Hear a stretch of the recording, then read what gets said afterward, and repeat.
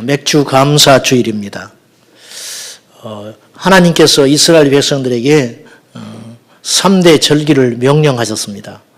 이것은 사람이 만든 것이 아니고 하나님께서 명령하셔서 특별히 제정하신 것인데, 첫째는 유월절을 지키라, 그렇게 말씀하십니다. 유월절은 아비벌 정월 1월 14일 날 시작하는 절기인데, 이스라엘 백성들이 애굽에서 400년 종살이 하다가 나오던 날, 애굽의 바로왕이 너무 강포함으로 고생을 하고 환난이 와도 이스라엘 백성들이 쉽게 놔주지 않으니 하나님께서 마지막 수단으로 이 장남을 칩니다. 그래서 가축, 사람 할 것 없이 첫째 열매를 다 쳐버리는데, 이스라엘 백성들의 첫 열매는 지켜주세요. 근데 천사들이 심판을 할 때 이스라엘 백성들은 알 수 있는 표식으로 바깥 문설주에 어린 양의 피를 발라라. 이건 예수님의 십자가를 의미하는 것인데, 그 피를 보고 내가 넘어가리라. 그리고 미리 답을 가르쳐 줬습니다. 그래서 이제 6월이라는 말은 넘어갈 넘어갈 월자입니다. 그래서 다른 말로 과월절이라고도 표현을 합니다. 넘어갔다고 말입니다. 그래서 그 절기를 기념하라. 그래서 6월절을 제정하셨고, 그 뒤로 50일째 되는 날 이스라엘 백성들이 추수를 하고 나서 하나님께 그 추수를 이루게 하신 하나님께 감사하는 마음으로 절기를 지켜라. 그래서 맥추절을 지키게 했습니다. 그래서 이 맥추절을 50일째 되는 날 절기를 지킨다 해서 오순절이라고도 하고, 7주간이 지났다 해서 77절이라고도 합니다. 그래서 오늘 우리가 하나님 앞에 맥주 감사 주일로 드리는 것은 이 두 번째 절기에 해당되는 것입니다. 그리고 마지막 7월 15일이 되면은 하나님께서 명령하신 마지막 절기날이 다가옵니다. 그게 뭐냐면 이제 우리나라 7월 15일이 아닙니다. 이스라엘의 날짜로 7월 15일 날 장막절을 지키겠어요. 이 장막절은 광야 이스라엘 백성들이 40년 동안 지내면서 이 텐트 생활을 했잖아요. 거기서 따온 말이라 장막절 혹은 초막절 그렇게 말하기도 하고, 모든 추수를 마치고 창고에 드린다 하여서 수장절 그렇게도 표현을 하는 3대 절기가 있습니다. 이 절기를 하나님 명령하신 이유가 무엇인가, 그 속뜻을 알아야 됩니다. 그것은 하나님을 잊지 말라는 거예요. 잊지 마라. 여러분, 타락은 어디서 오느냐면 잊어버린 것에서 옵니다. 사람이요, 타락하고 망가지는 이유는, 변질되는 이유는 망각하기 때문에 와요. 우리가 하나님의 은혜를 잊으면 타락합니다. 자기가 죄인인 것을 잊어버리면 타락해요. 내가 얼마나 흉악한 죄인이었고 내가 예수님 만나지 않았으면 얼마나 고통스러운 미래가, 지옥이 기다리고 있는가, 이것을 잊어버리기 때문에 타락하는 거예요. 남녀가 만나서 가정을 이루어서 변하고 타락하는 이유는, 식어버리는 이유는 처음 만났을 때 그 마음과 감격과 사랑이 식어졌기 때문에 그래요. 목회를 하면서 목회자가 변질하고 타락하는 이유는 처음 하나님께 부름받아 그 시작했던 그 처음 마음을 잊어버려서 그렇습니다. 직분을 받은 직분자들이 하나님 앞에 변질되고 게을러지고 타락하는 이유는 주님께서 주신 처음 받았을 때의 그 직분의 감격과 의미를 잊어버렸기 때문에 그래요. 가정을 이루고 부양할 가족이 생기면 열심히 일을 하려고 합니다. 세상에서 자존심 굽히면서 열심히 일을 합니다. 그런데 어느 날 뒤를 돌아보니 주름사람 깊게 파였고 나이는 먹어갔는데, 내가 원하는 일은 어느 정도 이뤄놨는데 그 일을 통해서 가족들을 행복하게 만들고 자식을 잘 키우고 싶어서 그 일을 밤낮 없이 했는데 나중에 지내놓고 보니까 자녀들이 멀리 떠나 있어요. 가정에 위기가 와 있어요. 일이 목적이 아니었는데 일 때문에 가정이 깨져버린 거예요. 이게 망각이죠. 주님을 사랑해서 부름받아 나서님은 어디든지 가겠습니다. 제가 십자가 지겠습니다. 목숨 걸고 목회하겠습니다. 그래서 목회를 시작했는데 목회를 밤낮 없이 열심히 하다 보니 주님은 입으로 날마다 부르긴 하는데 하나님은 어디로 사라져버리고 목회만 남았다 이거죠. 여러분, 이게 속는 겁니다. 주님이 그걸 경고하는 거예요. 그렇게 하면 안 된다. 그래서 절기 때마다 기억하는 거예요. 흐트러졌던 마음, 나도 모르게 뭔가 본질에서 어긋난 내 마음, 그래, 주님이 우리를 구원하셨지. 유월절을 지키면서 우리 조상이 애굽에서 그렇게 처참하게 종살이했지. 근데 하나님이 우리를 이렇게 살려줬잖아. 그 유월절을 통해서 하나님의 은혜를 기억하라는 거예요. 맥추절을 지내면서 내가 잘나서 농사한 게 아니었지. 내가 노력해서 얻은 것이 아니지. 하나님이 기후를 주셨고 하나님이 이 땅을 주셨지. 그래서 잊지 말라는 거예요. 그래서 절기를 주신 이유는 잊지 마라 하는 것이에요.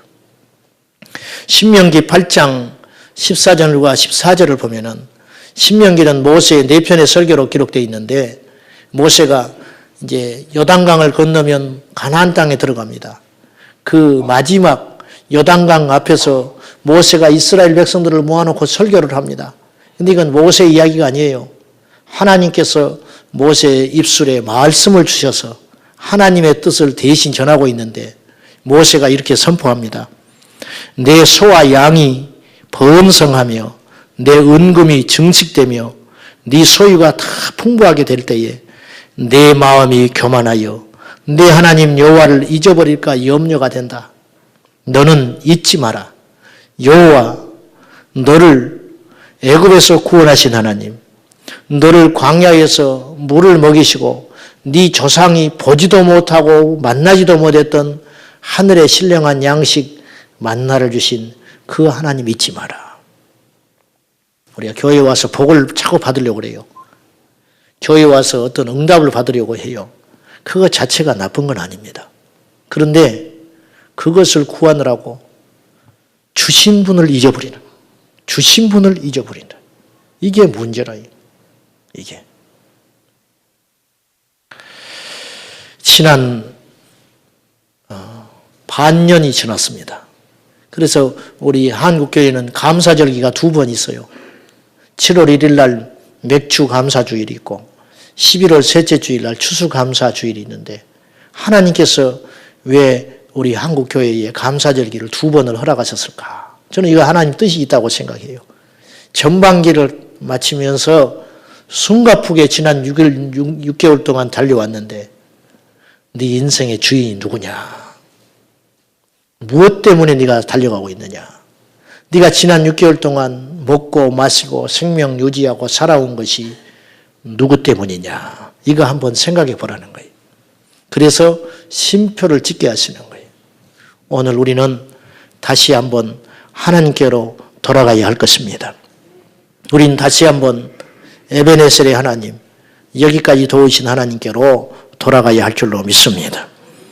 오늘 저희들이 함께 읽은 데살로니가전서 5장 12절부터 22절의 말씀은 데살로니가 교회에 사도 바울이 보낸 편지인데 사도 바울은 2차 전도 여행을 하는 중에 고린도 지역에서 1년 6개월을 복음을 전합니다.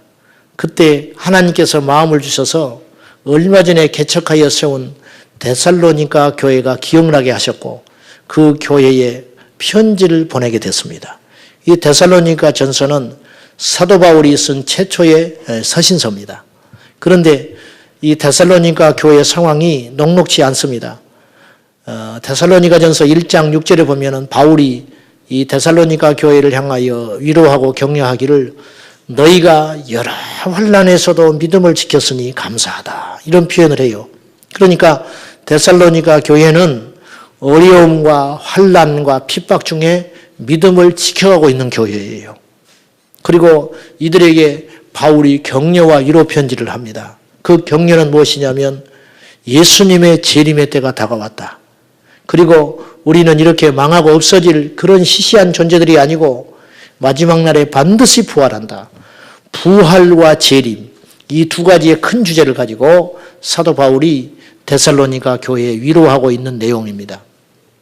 자, 그러면 우리 13절을 한번 봅시다. 이 종말을 사는, 말세를 사는, 우리가 지금 예수 믿는 사람들이 조금 깨어있는 분들은 종말이라 말세라 그런 말을 많이들 하는데, 정작 이 종말을 맞이하는 우리들이 어떻게 해야 할지는 몰라요. 그래, 말세예요. 그럼 어떻게 할 거예요? 직장 그만두고 산으로 갈까요?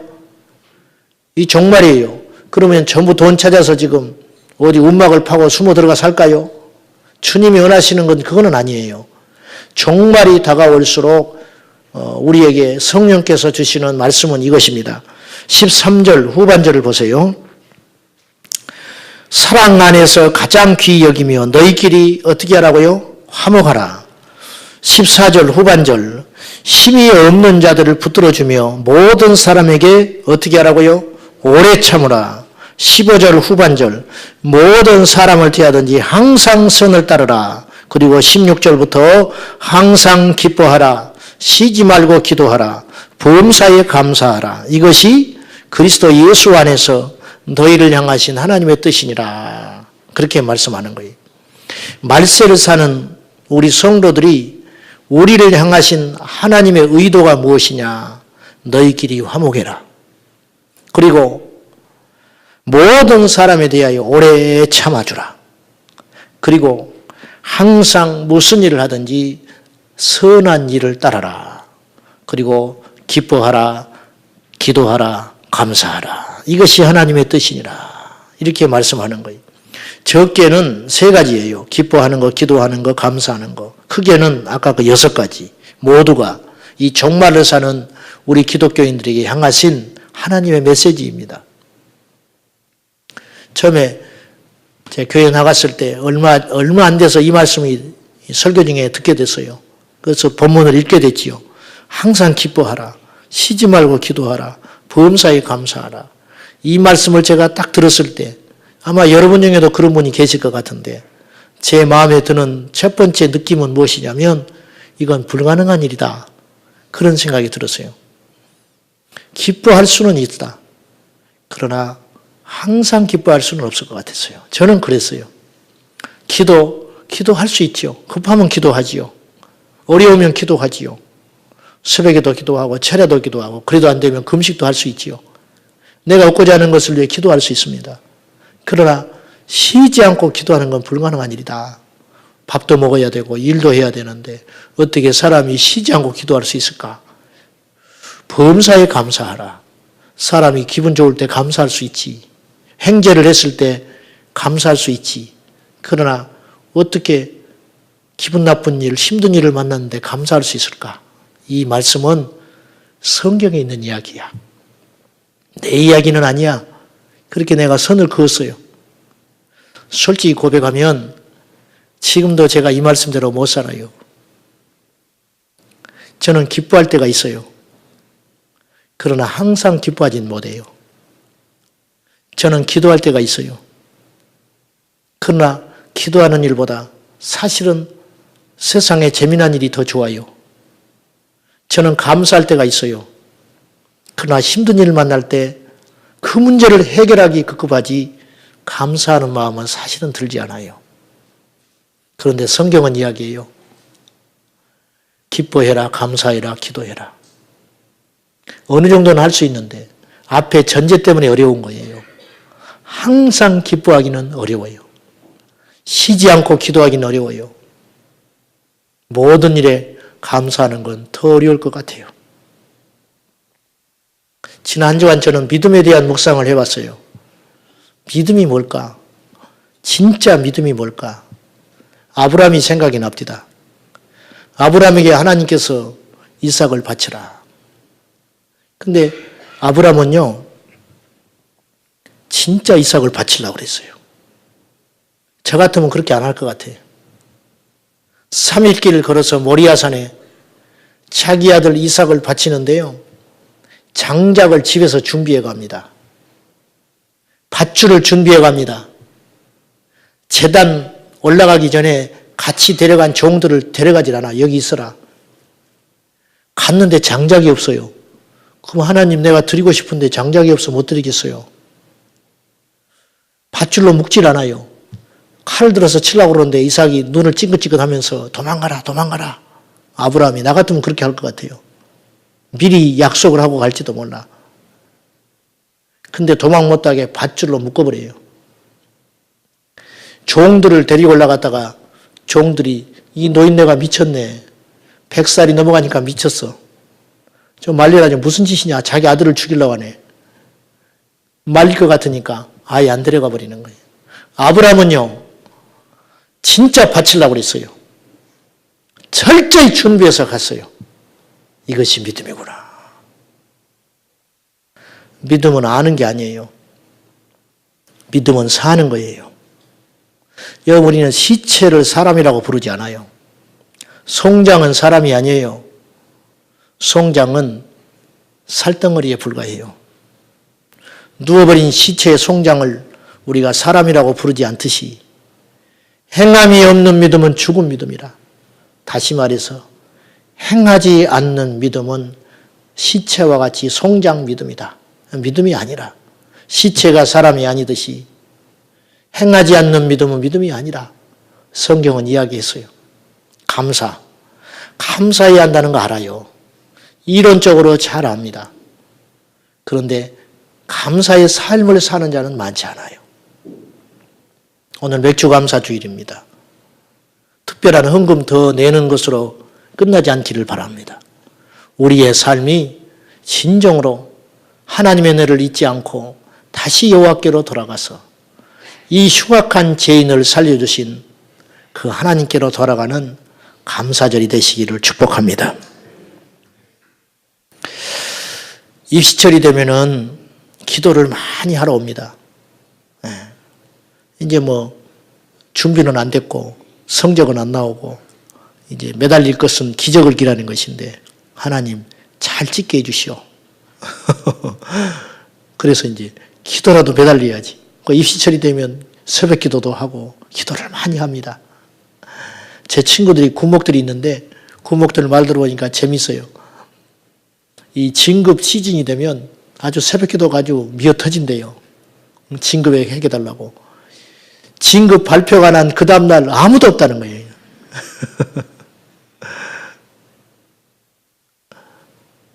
기도가 어려울 것 같아요. 감사가 어려울 것 같아요. 우리는 기도가 힘들 거라 생각하지요. 감사가 더 어렵습니다. 얼마나 어려우냐? 10배 어렵습니다. 10배. 누가복음 17장에요. 예수님께서 가시는데 10명의 나환자가 예수님을 찾아요. 나사렛 예수여, 우리를 고쳐주시오. 우리를 불쌍히 여겨주시오. 눈알이 빠져버리고 눈썹이 빠져버리고 손톱이, 손알이, 손모가지가 다 날아가서 주먹선 되어 있는 그들이 흉측하게 절뚝거리면서 예수님께 달려옵니다. 우리를 고쳐주십시오. 우리를 고쳐주시오. 그때 예수님께서 제사장에게 가서 너희 몸을 보이라. 주님이 우리 처방을 내려줬어요. 한 명도 의심하지 않아요.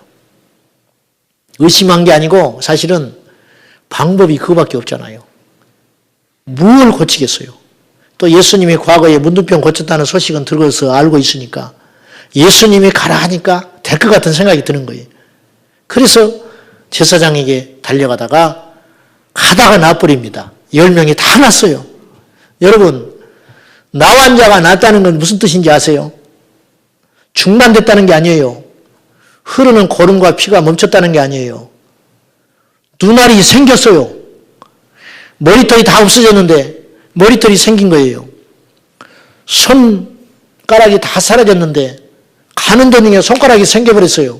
여러분, 이게 나환자가 치유 안 받았다는 거예요. 중단됐다면 나은 게 아니에요. 중단되면 이들은 무리 속에 들어가지 못해요, 다시. 그런데 그들이 다 집으로 돌아갑니다. 기뻐하며 돌아가요. 환호하며 돌아가요. 근데 예수님께 온 사람은 한 명만 있었어요. 그것도 이스라엘 백성들이 멸시천대하는 사마리아 출신의 나환자. 그 한 사람만 예수님께 와서 경배하며 감사를 합니다. 기도는 10명이 했는데 감사는 1명이 했어요. 믿음은요, 기도보다 감사하는 게 더 큰 믿음이에요. 그게 감사가 더 어려운 거예요. 여러분, 감사하는 사람은 마귀가 흔들질 못합니다. 감사하는 사람은 영적 침체가 없습니다. 우리가 예수 믿으면서도 때로는 마음이 약해질 때가 있고 사단의 시험을 받아서 흔들릴 때가 있고 예배에 오기 싫을 때가 있고 기도도 하기 싫을 때가 있어요. 그런데요, 감사하는 사람은 사단이 흔들지를 못해요. 감사하는 사람을 어떻게 이기겠어요? 제가 15세 교회 나가가지고 얼마 안 됐는데 명절날이 됐는데 명절이 되니까 시골에 서울에 나갔던 분들이 객지 나갔던 분들이 많이 돌아오잖아요. 그래서 그때는 교회가 부흥합니다. 수요 예배 그때는 막 부흥을 해요. 근데 목사님이 지금 생각하니까 설교가 하기 싫으셨던 것 같아. 서울에서 오신 어떤 집사님을 간증을 시켰어요. 근데 이분이 간증을 하는데 이렇게 간증을 해요. 여기다 반창고를 하나 붙이고 왔어요. 눈썹 위에다가. 이분이 너무 감사하대, 자기는. 왜 감사하냐? 제가 일을 하다가 이 눈썹을 다쳤는데 조금만 더 내려와서 눈을 때려버렸으면 자기가 눈 하나를 잃었을 것인데 눈썹 찢어진 것이 감사하대. 그래서 내가 그 말을 듣고 굉장히 충격을 받았어요. 아직 주님 만나기 전인데 교회만 왔다 갔다 할 때인데 야, 이 사람들 무서운 사람들이네. 눈썹 찢어진 것에 대해서 감사한다는 건 저는 생각도 못했고 세상에서 나는 그런 말을 들어본 적이 없어요. 여기는 별천지구나. 여기 모인 사람들은 이상한 사람들이구나. 여기 모인 사람들은 특별한 사람들이구나. 그것이 믿음의 세계였어요. 여러분, 세상에는 능력 있는 사람 많아요. 세상에는 똑똑한 사람 많아요. 그러나 세상에는 감사한 사람 없어요. 감사는요, 믿는 사람만 하는 거예요. 예수님 만난 사람만 할 수 있는 최고의 믿음의 표현이 감사합니다. 다니엘서 6장 10절에 보면 다니엘이 바벨론 제국의 총리가 됐는데 얼마나 바벨론 본토백이들한테는 미운 존재겠어요. 1차 포로 때 잡혀가가지고 정권이 3번 바뀝니다. 근데 이 다니엘이 얼마나 철저히 자기 관리를 하고 정직히 행했는지 털어도 먼지가 안 나요. 트집을 잡을 수가 없어요. 이걸 몰아내야겠는데 이게 술수가 안 통하는 거예요. 그러다가 이들이 알았어요. 다니엘의 약점을 찾았어요. 다니엘에게 유일한 약점이라면 하나님을 믿는 거예요. 바벨론은 왕이 신인 나라거든요. 느부갓네살 왕이 신인데 다니엘은 왕을 신으로 인정하지 않고 자기 믿는 신이 따로 있는 거예요. 그래서 왕의 도장을 받아가지고 앞으로 30일 동안 왕 외에 다른 어떤 존재에게 기도를 하는 자는 사자굴에 집어넣는다. 이걸 방을 붙였습니다. 다니엘서 6장 10절에 보면 다니엘이요, 기가 막힌 말씀이 있어요. 근데 이 다니엘을 올무에 빠뜨리는 자들이 다니엘의 믿음을 아이러니하게도 인정한 거예요. 다니엘은 절대로 하나님 포기하지 않을 사람이라는 거예요. 다니엘이 죽었으면 죽었지 하나님께 기도 안 할 사람 아니라는 걸 알고 있는 거예요. 여러분, 믿음이 뭔지 아세요? 안 믿는 사람이 우리를 인정할 때 믿음이에요. 교회에서 용감해, 교회에서. 교회에서 믿음이 좋아요. 교회에서는 다 믿음 좋아요. 옆에 한번 봐보세요. 믿음 하나도 안 좋게 생긴 사람 있는지. 전부 믿음 좋게 생겼어. 2명 빼놓고. 근데 세상 사람들이 우리를 믿음을 인정하냐 이거예요. 다니엘서 6장 10절에 보면 경이로운 말씀이 있습니다. 다니엘이 음모에 빠져서 죽을 줄 알면서도 왕의 의인이 찍힌 것을 알고도 왕의 도장이 찍힌 것이 무엇인지를 다니엘은 알았습니다. 정치인이기 때문에. 알고도 전에 해오던 대로 수십 년 동안 해온 것이 있어요. 예루살렘을 향하여 창문을 열고 하루에 3번씩 기도했어요.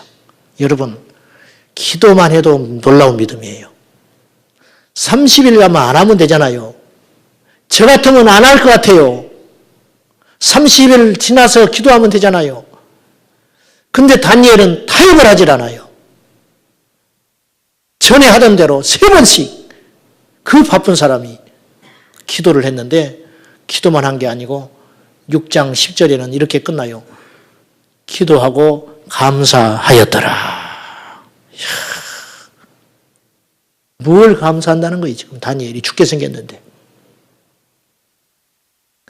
기도하는 것보다 더 앞선 놀라운 믿음의 표현이 감사라. 감사. 여러분, 우리가 우리 마음에, 우리 영혼에 감사가 가득하면 그것이 하나님의 나라요 천국입니다. 감사하는 자는 사단이 흔들어 댈 수가 없어요. 백약이 무효예요.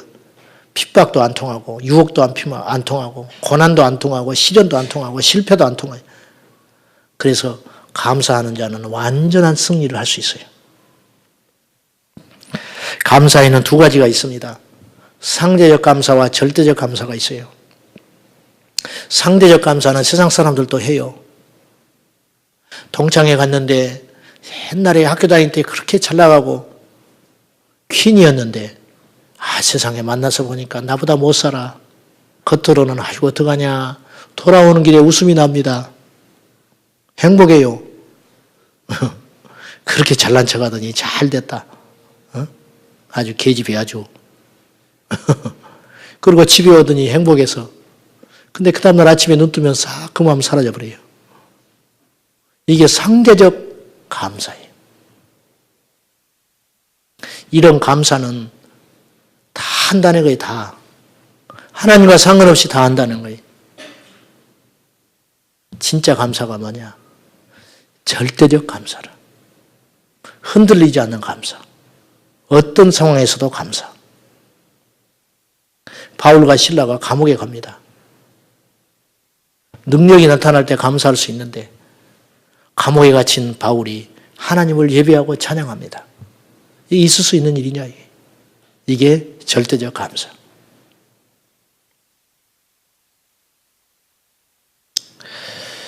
하나님께 감사하는 게 쉽습니까? 환경과 사람에 대해 감사하는 게 쉽습니까?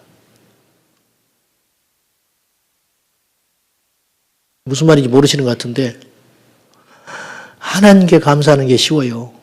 왠지 아세요? 하나님 안 보이잖아요. 우리는 하나님께 감사해요. 하나님 감사합니다. 기도만 하면 그러잖아. 하나님 감사합니다. 나중에 하도 감사를 많이 하다가 뭘 감사하는지를 잊어버려요. 그 가짜예요. 하나님께 감사하는 자는 사람과 환경에 대해서도 감사할 수 있어야 돼요. 근데 우리는 하나님께는 곧잘 감사한다니까요. 근데 사람과 환경에 대해서는 감사할 수가 없어요. 이게 가짜 감사라요. 가짜 감사. 천국 같은 가정은 서로 감사하는 가정입니다. 내 곁에 있어줘서 감사하고 돈을 벌어다 줘서 감사하고. 근데 그걸 잊어버리면 어떤 일이 벌어지냐면 돈은 감사한데 사람은 안 감사해요. 그래서 남편들은 돈 벌어오는 기계처럼 느껴져요. 아내들은 밖에서 열심히 일하고 들어온 남편 눈에 볼 때는 아내는 밥이나 먹고 맨날 노는 것 같아요. 집안에서 살림을 얼마나 힘들게 하는지 잘 몰라요. 그래서 너는 집에서 맨날 뭐 하냐 그래요. 아내가 가정부처럼 보여요. 남편은 돈 벌어주는 기계로 보이고 아내는 가정부로 보이고 자식은 공부하는 기계처럼 보이고 이렇게 되면 지옥이 되네, 지옥. 직장이 지옥 같아요. 사장은 월급 적게 줘서 얌체 같아서 싫고 사장 눈에 비친 직원들은 요령 피우는 것 같아서 싫고 이 지옥이죠. 이것을 회복할 수 있는 방법은 뭘까? 교회도 지옥 같은 교회가 있어요. 서로 질시하고 시기하고 서로 마음이 틀어져서 이게 지옥 같은 교회라. 서로 사랑하고 서로 배려하고 감사하고 할렐루야. 목사는 성도들이 너무 감사한 거예요. 얼마나 감사해요. 여러분들이 오늘 안 왔으면 내가 누구를 데리고 설교하겠어요. 또 성도들은 목사가 감사하고 아이고 저렇게밖에 설교 못하나 그렇게 생각하지 말고 아이고 설교를 매주마다 하느라고 얼마나 고생스럽까. 나는 아주 몇 달에 한 번 오는 기도도 죽겠는데 그렇게 생각을 바꿔서 마음을 맞춰가기 시작하면 교회가 하나님 나라가 되는 거예요. 사랑하는 여러분, 마음이 참 중요합니다. 그 사람이 그 사람인데 그 사람이 아닌 것처럼 보이고 그 집이 그 집인데 그 집처럼 안 보이게 할 수 있는 힘은 성령이 우리 안에 오셔서 우리에게 빛으로 임할 때 나타나는 역사예요. 예수님의 제자들은요, 능력을 행했어요. 근데 기쁨이 없어요. 그죠? 계속 누가 크냐 시기하고 질투합니다. 그런데 예수님 부활 승천하신 후에 성령이 임하셔서 탄생한 교회는 기쁨과 감사가 넘치기 시작해요. 이게 성령을 받은 다음의 일이라는 거예요. 사랑하는 여러분, 우리 안에 기쁨과 감사가 회복되기를 축복합니다.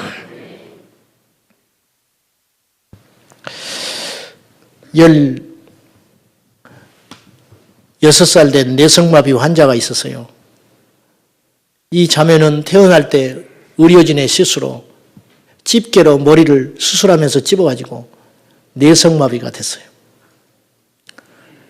집안이 크리스찬 집안이 어머니가 기도원을 다니면서 안수도 받고 침도 맞고 온갖 걸 다 했지만 웬일인지 낫질 않아요.